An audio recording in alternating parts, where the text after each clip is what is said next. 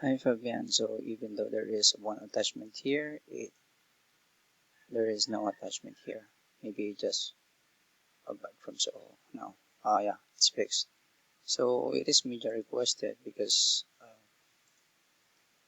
this is an old created lead. I think I created this yesterday. So now let's test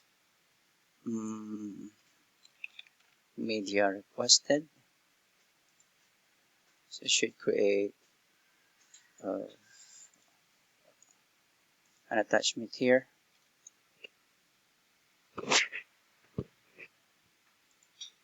So yeah, lead Workdrive folder, and then when you switch the stage again or the status to inspection,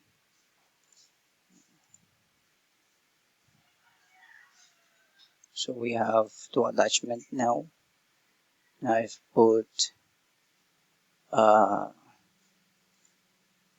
lead inspection video.